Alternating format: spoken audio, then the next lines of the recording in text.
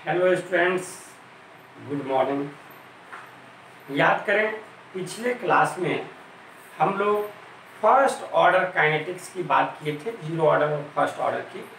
और first order kinetics में जब भी किसी के काइनेटिक्स की बात करते हैं तो हम क्या करते हैं, rate constant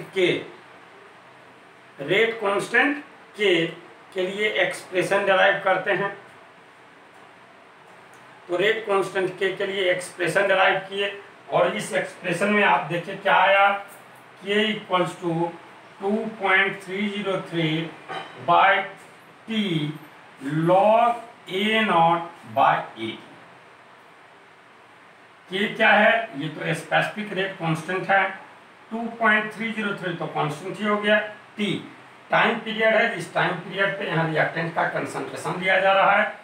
A naught initial concentration of reactant और A T concentration of reactant at time T, concentration of reactant at time T. और इसके बाद हम प्रत्येक का जब काइनेटिक्स, ये बार बार पूछा गया है फर्स्ट ऑर्डर काइनेटिक्स के लिए रेट कांस्टेंट के का एक्सप्रेशन डिराइव करने के लिए। इसके बाद दूसरे में जब भी हम बात करते हैं तो क्या करते हैं, उससे रिलेटेड इंपॉर्टेंट पॉइंट्स को लिखते हैं। तो हम इंपॉर्टेंट पॉइंट्स भी लिख चुके थे और जिसमें 3 पॉइंट लिखे हैं। ये तीनों का तीनों पॉइंट ऐसा पॉइंट है जिस पॉइंट के बारे में यदि आपको किसी पॉइंट के बारे में बोल दिया जाए तो आप पहचान लेंगे कि ये क्या है भैया, ये फर्स्ट ऑर्डर रिएक्शन है। जिसे फर्स्ट पॉइंट में देखें कि फर्स्ट ऑर्डर रिएक्शन का जो रेट होगा, ये रेट ऑफ रिएक्शन जो होगा वह डायरेक्टली प्रोपोर्शनल होगा कंसंट्रेशन ऑफ रिएक्टेंट के। इसलिए रेट ऑफ रिएक्शन क्या होगा, समय के साथ डिक्रीज करेगा, क्योंकि समय के साथ रिएक्टेंट का कंसंट्रेशन डिक्रीज कर रहा है।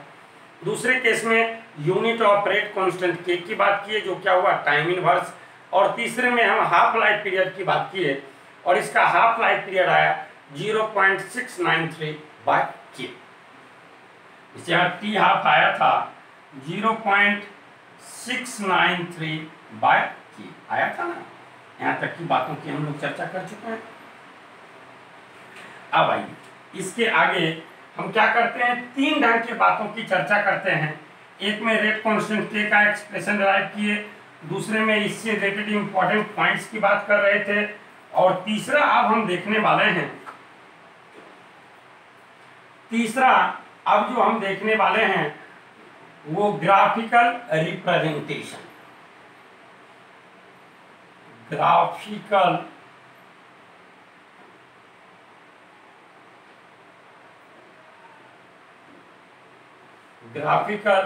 Representation of first order.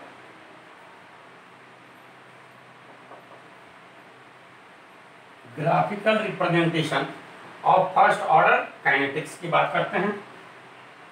तो सबसे फर्स्ट में हम क्या करते हैं, तो rate of reaction versus concentration की बात करते हैं। Rate of reaction versus concentration. तो आप क्या जान रहे हैं, याद कीजिए। तो आप पढ़े हैं कि rate of reaction equals to K concentration of A. It means क्या हो गया, y इक्वल्स टू mx हो गया। दूसरे में हम हाफ लाइफ पीरियड और कंसंट्रेशन ऑफ रिएक्टेंट की बात करते हैं। तो आप क्या देख रहे हैं, इसका टी हाफ जो है वह क्या हो रहा है, 0.693 बाय के, 0.693 बाय के। इट मीन्स ये क्या है, यह तो कांस्टेंट है, इसलिए कंसंट्रेशन ऑफ रिएक्टेंट के क्या है भैया, इंडिपेंडेंट है। कंसंट्रेशन ऑफ रिएक्टेंट के क्या है, इंडिपेंडेंट है। तीसरे में आइए, तीसरे में हम क्या देखे थे, KT equals to 2.303 log A naught by 80, log A naught by 80 ऐसा हम लिख रहे थे। तो बोलिए हम क्या लिख सकते हैं, KT बाय 2.303 इक्वल्स टू क्या हो जाएगा, log A नॉट बाय 80, या इसी के लिए हम क्या लिख सकते हैं, तो KT by 2.303 equals to log m by n, इसका सॉल्यूशन क्या हो जाएगा, तो log m minus log n। जब हम log 80 को बाहर कर रहे हैं तो log 80 इक्वल्स टू क्या होगा, log a naught minus kt by 2.303, y equals to c plus mx। y axis पे हम ले रहे हैं log concentration of 80, concentration of A at time t, minus log 80। ये हम क्या देख रहे हैं, यहाँ क्या लें, टाइम लें, तो आप देख रहे हैं ये C इंटरसेप्ट है, पॉजिटिव है तो y एक्सिस पे और निगेटिव होता है तो x एक्सिस पे चला जाएगा। ये हो जाएगा log a नॉट और इसका स्लोप क्या है, माइनस k बाय 2.303, हम इस ऊपर से आएगा नीचे की ओर। तो ये हम क्या देख रहे हैं, ये हमारा हो गया log a नॉट, और यहाँ अगर हम स्लोप की बात करें तो ये हमारा क्या हो रहा है, minus k by 2.30, minus k by 2.303। ये इसका ग्राफिकल रिप्रेजेंटेशन हो गया। आप इसे लिखिए। आइए अब इसके आगे एक इंपॉर्टेंट पॉइंट की बात करने वाले हैं, और वो इंपॉर्टेंट पॉइंट जिसे आपको हम बताए थे नोट में। आइए हम बात करते हैं half life period versus initial concentration of reactant to the power 1 minus n, where n क्या है, तो order of reaction, order of reaction. इस यहाँ क्या है, half life period, concentration of reactant और ऑर्डर के बीच हमें रिलेशन मिल जाता है। जिसे देखिए जिस समय n का मान क्या था, 0 था, तो क्या देख रहे थे, half life period directly proportional है इनिशियल कंसंट्रेशन ऑफ रिएक्टेंट के। अगर हम n का मान 1 कर दें, 1 माइनस 1 क्या हो जाएगा, 0, इट मीन्स क्या हो जाएगा, इंडिपेंडेंट हो जाएगा। n का मान यदि हम 2 कर दें, n का मान यदि हम क्या कर दें, 2 कर दें, 1 माइनस 2 क्या हो जाएगा, -1, इट मीन्स क्या हो जाएगा, इनवर्सली हो जाएगा। तो इसके नीचे ये क्वेश्चन बार बार सभी जगह पूछा जाता है, और यहाँ भी एक जनरल रिलेशन के अकॉर्डिंग आप आराम से बता सकते हैं कि क्या बातें हो रही हैं। जैसे आइए जरा ध्यान दें,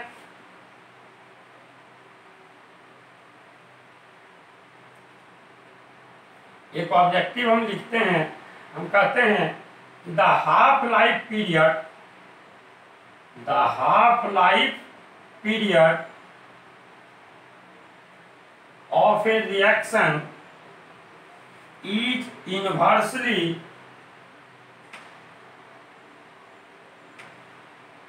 proportional to initial concentration of reactant, initial concentration of reactant, the order of reaction, the order of reaction is, A में देते हैं 0, B में देते हैं ऑर्डर ऑफ रिएक्शन 1, B में देते हैं C में 2 और D में देते हैं 3 या नन। तो देखिए अगर ऑर्डर ऑफ रिएक्शन 0 होता तो क्या होता भैया, ये डायरेक्टली प्रोपोर्शनल हो जाता। ऑर्डर ऑफ रिएक्शन अगर 1 होता तो ये इंडिपेंडेंट हो जाता। लेकिन यहाँ आप क्या देख रहे हैं, कहता है inversely proportional to initial concentration of reactant. तो ये इनवर्सली प्रोपोर्शनल किसका होगा, सेकेंड ऑर्डर के लिए। क्या होगा, सेकेंड ऑर्डर के लिए। से हम 1 यहाँ सेकेंड भी लिखा हो सकता है, जैसे 2 लिखा हुआ था, सेकेंड भी लिखा हो सकता है, कोई दिक्कत नहीं। ये क्या हो जाएगा, सेकेंड ऑर्डर रिएक्शन की बात हो जाएगी। ऑर्डर ऑफ रिएक्शन क्या हो जाएगा, 2 हो जाएगा।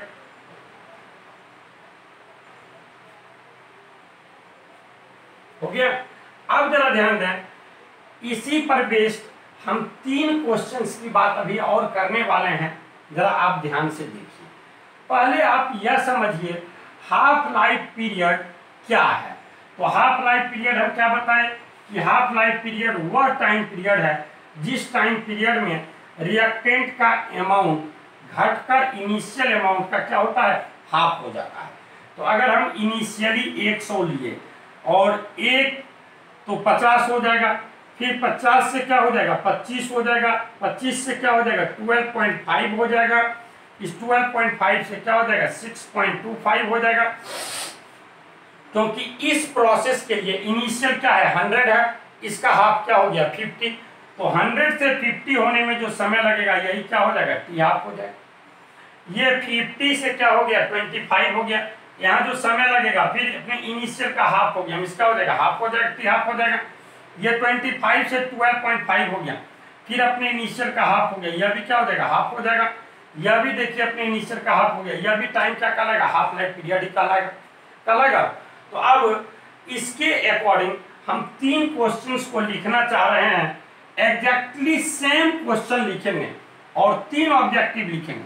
इसके बाद हम आपको समझाते हैं, तीनों में आंसर देखिए बिल्कुल अलग हो जाएगा। हाँ, मैक्सिमम केसेज में वहां पूछा जाता है वो फर्स्ट ऑर्डर को लेते हुए। जैसे कि हमको पहले 3 क्वेश्चन लिखेंगे। फर्स्ट में हम लिखते हैं कि the half life period of a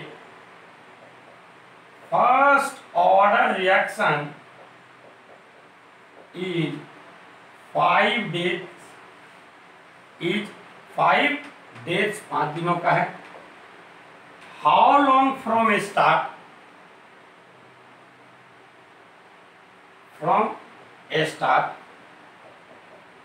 it takes for 25% या 87.5% completion of the reaction.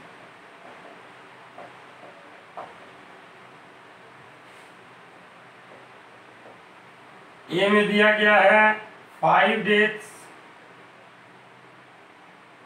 B में है 10 डेज, सी में है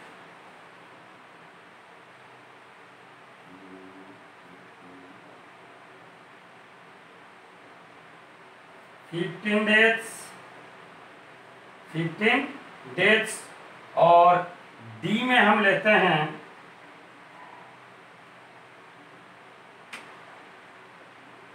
30 डेज। डी में हम लेते हैं 30 डेज। ठीक,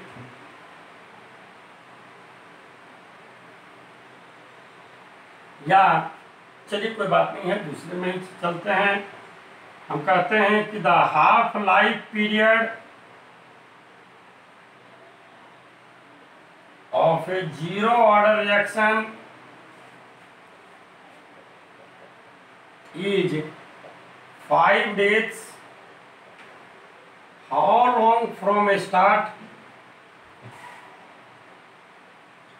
From start it takes for 75% completion of the reaction। या सभी में आप ऐसा करें ना 75% रखें, कोई दिक्कत नहीं है। तीनों में हम सेम ही ऑप्शन भी रखते हैं। रुकिए, 5 डेज, 10 डेज, 15 डेज और 7.5 डेज, सब में हम ऑप्शन भी क्या करेंगे सेम ही रख देते हैं। यहाँ ठीक कहता है कि the half life period of A 0 order reaction is 5 days. How long from start it takes for 75% completion of the reaction।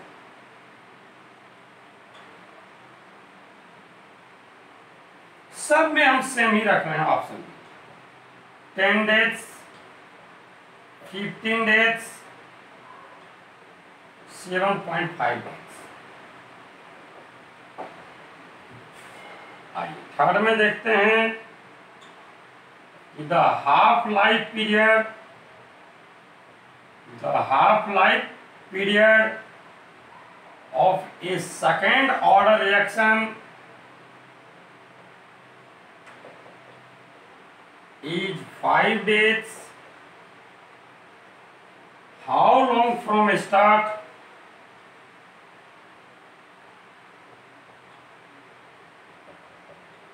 It takes for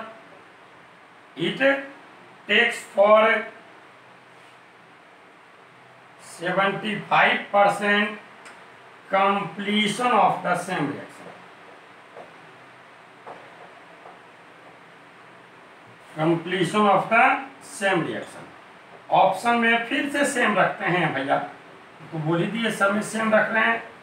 10 days, C 15 days और डी 7.5 डेज। अब जरा आप ध्यान से देखिए, यहाँ मैक्सिमम केसेज में question जो पूछा जाता है वो फर्स्ट ऑर्डर को लेते हुए पूछा जाता है, और वहां अगर हाफ लाइफ हमारा 5 दिन का है तो 75% के कंप्लीशन में जो समय लगेगा वो 10 दिन हो जाएगा। कैसे भैया जरा ध्यान दें, परसेंटेज की बात है तो इनिशियली हम क्या मान लेते हैं 100, शुरू में 100 था और ये घट के क्या हुआ 50 हुआ, अपने इनिशियल का हाफ हो गया। दूसरे में 50 है, अब अपने इनिशियल का क्या हो जाएगा हाफ, इस 25 हो जाएगा।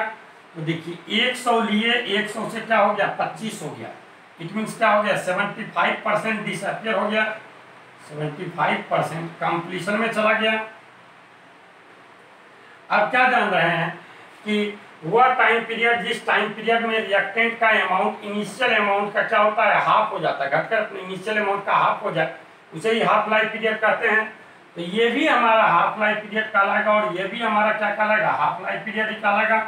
और ये फर्स्ट ऑर्डर रिएक्शन है जिसके लिए आप जान रहे हैं कि फर्स्ट ऑर्डर में क्या होता है भैया, इसका T half equals to 0.693 by K, that is क्या हो गया independent of concentration. That is क्या हो गया इंडिपेंडेंट ऑफ कंसंट्रेशन, कंसंट्रेशन पे डिपेंड करता ही नहीं है, और जब कंसंट्रेशन पे डिपेंड करता ही नहीं है तो इसका हाफ लाइफ पीरियड हमेशा क्या रहेगा सेम ही रहेगा, चाहे कितना चेंज करता जाए रिएक्टेंट का कंसंट्रेशन कुछ भी क्यों ना हो जाए, उसका हाफ लाइफ पीरियड चेंज नहीं होने वाला है। ये 100 से 50, तो इसमें जो समय लगा वो क्या लगा 5 दिन का लगा, और यहाँ जो समय लगेगा वह भी क्या लगेगा 5 दिन का लगेगा। तो 5 5 क्या हो गया 10 दिन। इट मीन्स फर्स्ट ऑर्डर वाले केस में the half life period of a first order reaction is 5 days. How long from start it takes for 75% completion of the reaction, तो क्या हो जाएगा 10 डेज हो जाएगा। दूसरे में देखते हैं, कहता है कि the half life period of a zero order reaction is 5 days. Zero order reaction की बात हो रही है। How long from start it takes for 75% completion of the reaction. आप क्या जान रहे हैं कि for zero order reaction t half क्या होता है भैया, तो डायरेक्टली प्रोपोर्शनल है इनिशियल कंसंट्रेशन ऑफ रिएक्टेंट के, है इनिशियल कंसंट्रेशन ऑफ रिएक्टेंट के डायरेक्टली प्रोपोर्शनल है। तो जिस ढंग से रिएक्टेंट का इनिशियल कंसंट्रेशन चेंज करेगा उसका हाफ लाइफ पीरियड भी क्या होता जाएगा चेंज करता जाएगा। यहाँ देखिए इनिशियल कंसंट्रेशन क्या है 100 है, यहाँ इनिशियल क्या हो गया 50, मींस एग्जैक्टली क्या हो गया हाफ हो गया, तो इसका हाफ लाइफ पीरियड भी क्या हो जाएगा आगे चल के हाफ हो जाएगा। तो ये हमारा 5 डेज को जरूर होगा, लेकिन ये हमारा क्या हो जाएगा 2.5 डेज सी होगा, 2.5 डेज सी होगा, हाफ ही हो जाएगा। तो अब इसका आंसर टोटल क्या हो जाएगा 7.5 डेज हो जाएगा। ठीक, अब यहाँ देखिए half life period of A second order reaction is 5 days. अब सेकेंड ऑर्डर रिएक्शन की बात हो रही है और इसका हाफ लाइफ पीरियड क्या है, शुरू में तो 5 दिन का है। कहता है कि how long from start it takes for 75% completion of the same reaction. तो 100 है, 100 से क्या हो जाएगा 50, 50 से क्या हो जाएगा 25। तो आप देखिए 100 से 50 होने में जो समय लगेगा वही हाफ लाइफ पीरियड कहलाता है। ये शुरू में क्या होगा 5 दिन का है, लेकिन अब क्या हो जाएगा, अब ये भी हाफ लाइफ है लेकिन ये 5 दिन का नहीं रहेगा भैया, क्योंकि देखिए ये सेकेंड ऑर्डर है। सेकेंड ऑर्डर में टी हाफ क्या होता है इनवर्सली प्रोपोर्शनल होता है इनिशियल कंसंट्रेशन ऑफ रिएक्टेंट के। इनवर्सली प्रोपोर्शनल होता है किसके, तो इनिशियल कंसंट्रेशन ऑफ रिएक्टेंट के। इनिशियल कंसंट्रेशन जैसे ही हाफ हो गया इसका हाफ लाइफ पीरियड क्या हो जाएगा डबल हो जाएगा। ये जो 5 डेज है तो अब यहाँ क्या हो जाएगा 10 डेज हो जाएगा। अब आंसर क्या हो जाएगा 15 डेज हो जाएगा। तो आप क्या देख रहे हैं, हम 3 क्वेश्चन लिखे, एग्जैक्टली सेम लैंग्वेज है, लेकिन जैसे ही ऑर्डर चेंज हुआ, चेंज हो गया भैया, ये फर्स्ट ऑर्डर था, ठीक, ये देखिए जैसे ही क्या है, जीरो ऑर्डर है और ये हमारा क्या है, सेकेंड ऑर्डर है, तो चेंज होता चला गया।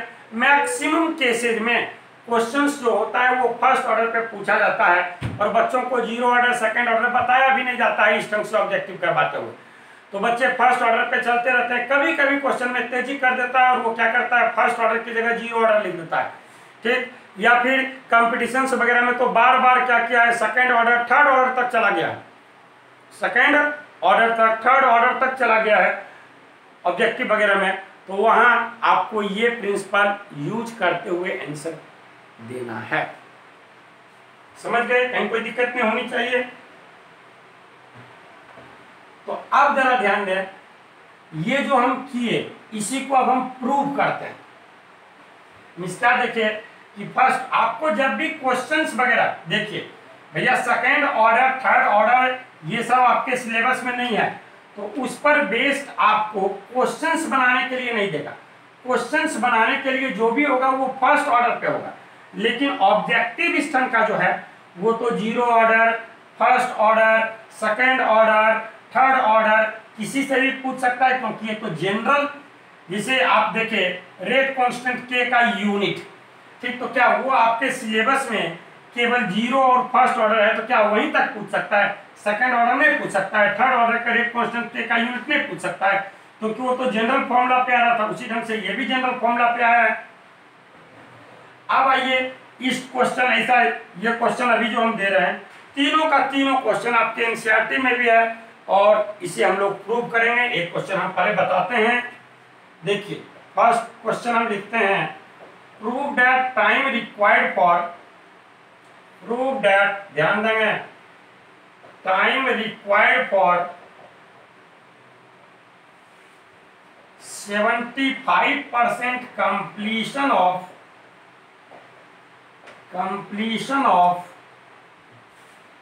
a first order reaction is twice of time required for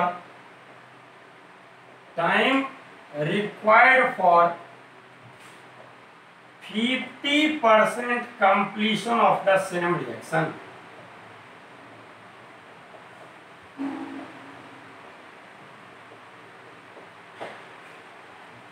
क्या कहा जा रहा है, prove that time required for 75% completion of a first order reaction is twice of time required for 50% completion of the same reaction।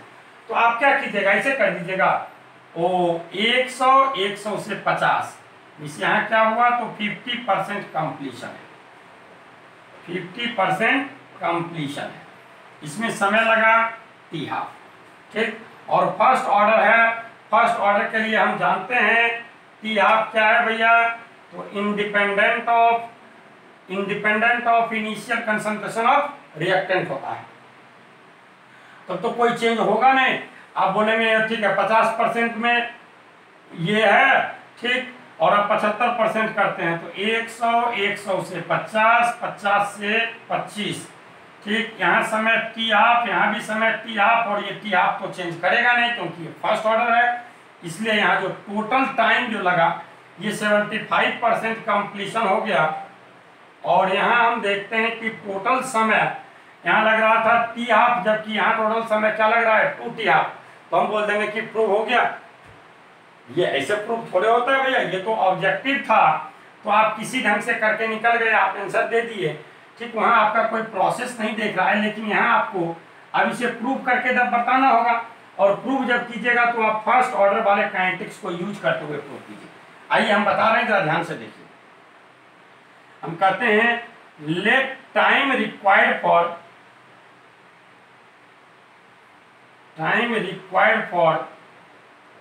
50% completion of a first order reaction be T1। Time हम क्या मान लिए, T1 मान लिए।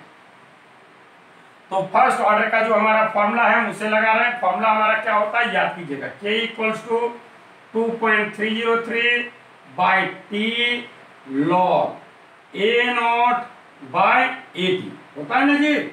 ठीक, तो हम लिखते हैं k इक्वल्स टू 2.303, 50% में समय माने हैं t1, तो t1 log a naught initial concentration percentage का है तो इनिशियल हम 100 मान लिए हैं बाय 80, तो 50% कंप्लीशन हो गया तो बचेगा कितना 100 माइनस 50, इट मींस 50 बचेगा। 2.303 by t1 into log 100 bye 50, ये कैंसिल हो गया 2, तो 2.303 by t1 into log 2। Equation first. दूसरे केस में अब हम चलते हैं 75% कंप्लीशन में, जहां हम समय बोलते हैं t2। Let time required for 75% completion of the same first order reaction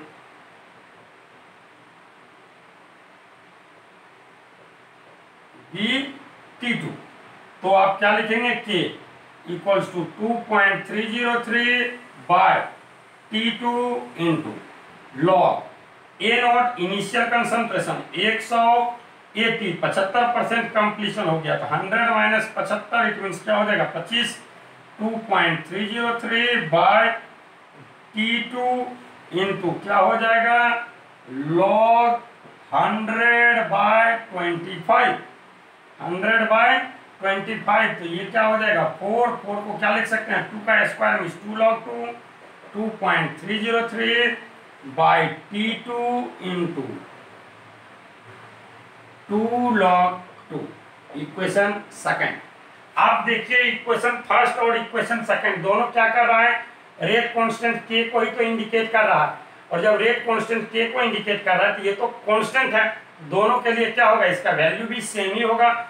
it means हम क्या कर सकते हैं इक्वेशन 1 इक्वल्स टू इक्वेशन 2 कर दें, और आप देखें 2.303 by T1 into log 2 equals to 2.303 by T2 into 2 log 2, log 2 cancel, 2.303 cancel, तो ये T2 इक्वल्स टू क्या आ गया 2T1। यही हमें क्या करना था, यही हमें प्रूव करना था, प्रूव हो गया भैया।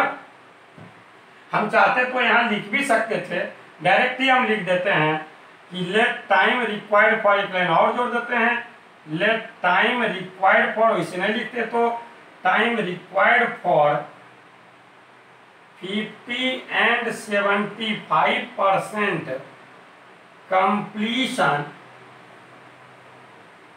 of a first order reaction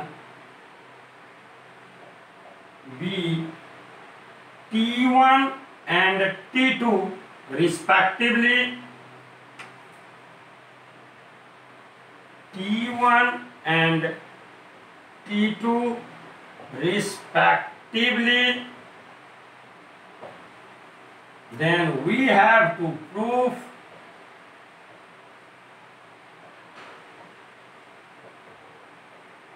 T2 equals to 2T1। अब यहां लिख दीजिए फॉर 50% कंप्लीशन, बढ़ जाइए नहीं इतना करना चाहते हैं, हटाइए ना, वहीं लिख दिए डायरेक्ट। अब यहां लिख दीजिए फॉर 75% कंप्लीशन, हटाइए फॉर 75% कंप्लीशन, ये इससे हम ऐसा लिख दिए, ऐसा आप 10 तक वगैरह में भी करते भी थे मैथ वगैरह में प्रूव करने की, ये दिया हुआ है तो हमें प्रूव करना है इतना इक्वल इतना, फिजिक्स में करते समय तो उस ढंग से हम फॉर्मेट में चले आए। बताइए क्या कहीं कोई दिक्कत है, आप आराम से इसे नोट कर लें।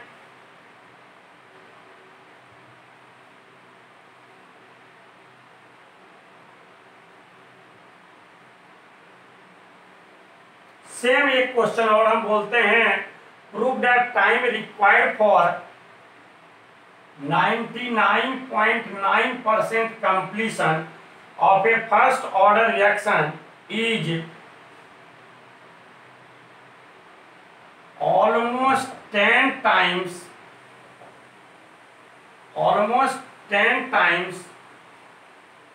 of time required for 50% completion of the same reaction. एक और बताते हैं तो ये मिटा देते हैं और भी क्लियर हो जाएगा। ऐसा 3 क्वेश्चन है आपकी बुक में, और ये क्वेश्चन तो एनसीईआरटी का एग्जाम्पल 4.7 यही क्वेश्चन है भाई।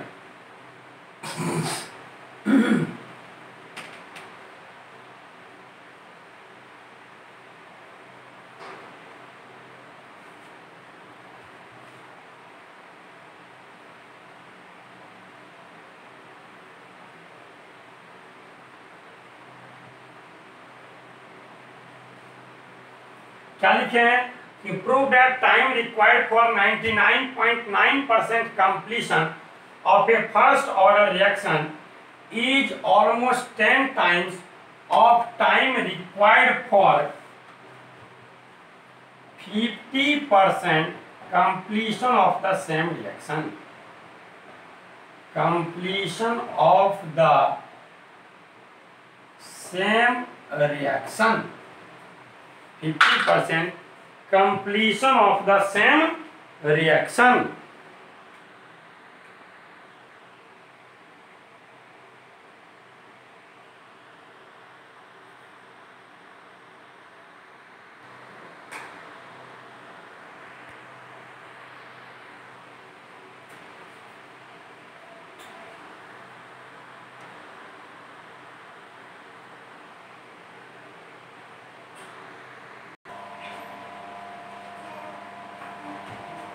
आइए एग्जैक्टली उसी ढंग से जैसा कि हम लोग फर्स्ट क्वेश्चन इससे पहले वाले को बनाए उसी ढंग से बना रहे हैं।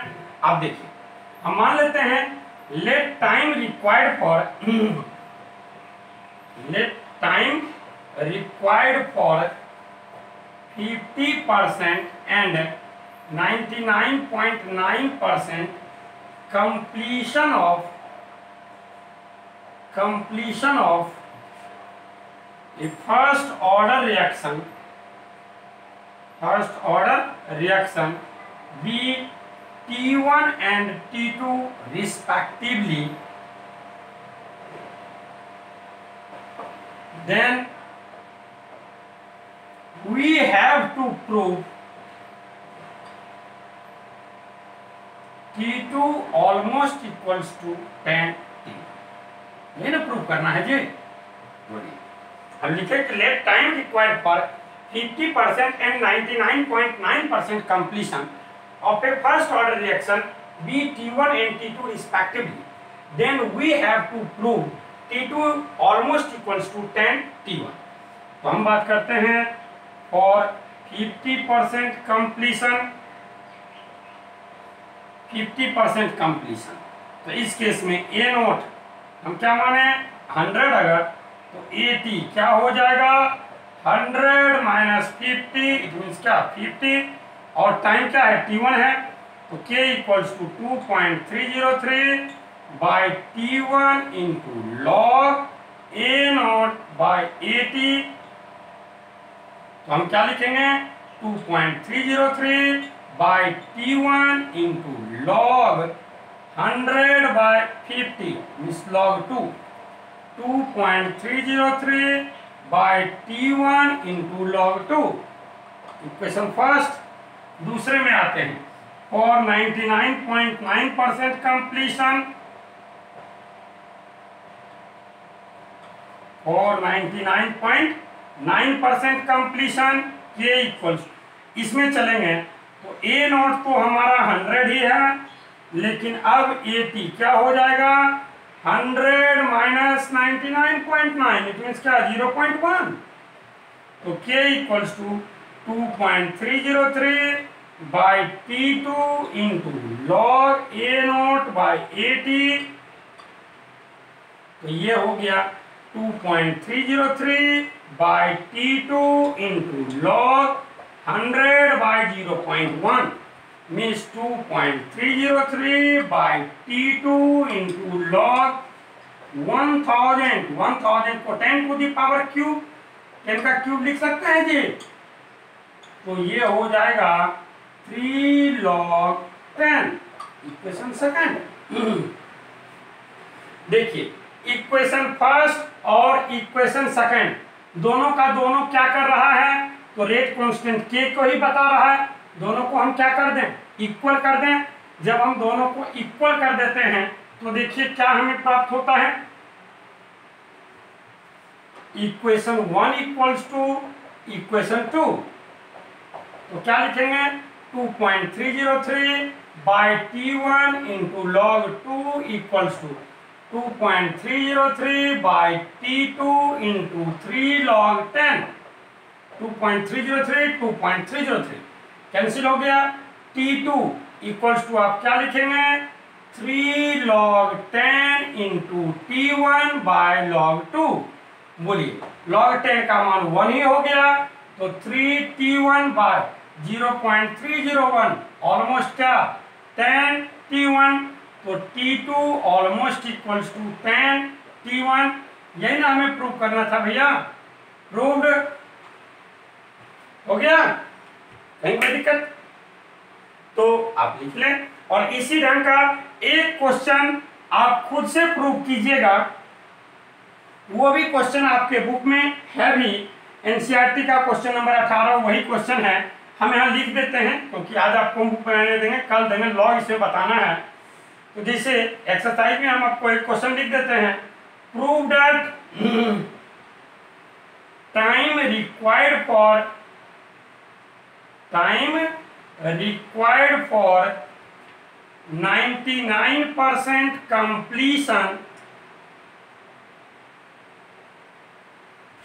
of a first order reaction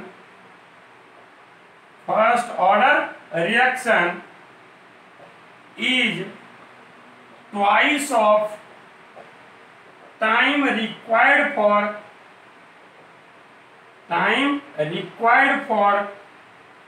90% completion of the same reaction। और आराम से हो जाएगा सभी से। अब इसके बाद एक बातों को जानें कि जो भी न्यूमेरिकल्स क्वेश्चंस आपको मिलेंगे वो सारे के सारे फर्स्ट ऑर्डर पर ही बेस्ड मिलेंगे, जहां आपको लॉग एंटी लॉग की आवश्यकता भी हो सकती है, लॉग एंटी लॉग की आवश्यकता होगी। तो यहाँ हम फर्स्ट ऑर्डर से रिलेटेड जो इंपॉर्टेंट फॉर्मूले हैं उन सभी को एक जगह करते हैं, और नेक्स्ट में हम लोग लॉग एंटी लॉग की बात करते हुए इस पर सारा का सारा जो भी क्वेश्चंस है उसे बनाएंगे, साथ में प्रेशर पर बेस्ड क्वेश्चंस की बात करेंगे। तो हम लिखते हैं इंपॉर्टेंट फॉर्मूले related to first order kinetics. Numericals तो जो भी होंगे इसी पे मिलेगा। इंपॉर्टेंट फॉर्मूले रिलेटेड टू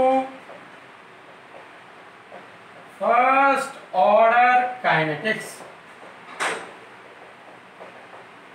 इंपॉर्टेंट फॉर्मूले related to first order kinetics. तो सबसे फर्स्ट में हम बात करते हैं initial rate of reaction. Initial rate of reaction R naught equals to क्या लिखेंगे के इंटू ए नॉट।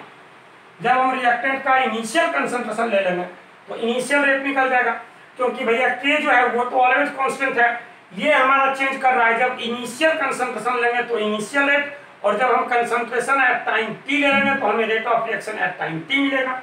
दूसरे में कहते हैं rate of reaction at time t that is r t equals to क्या हो जाएगा के इंटू ए टी। अब अगर हमें क्या करना है के निकालना है, रेट कांस्टेंट के मान को निकालना है, तो हम तीसरा में क्या कर सकते हैं k equals to 2.303 by t log a naught by 80। अगर हमें टाइम निकालना है k से जोड़ते हुए तो 2.303 by k log a naught by 80। कभी कभी टाइम निकालना होता है लेकिन आपको k को नहीं दिया रहता, वहां t हाफ दे देता है, तो भी कोई दिक्कत नहीं है। 2.303 बाय k की जगह पे लिख देते हैं 0.693 by t half into log a naught by 80। log a naught by 80 लिख सकते हैं क्योंकि आप जान रहे हैं k equals to 0.693 by t half और t half equals to 0.693 by k by k।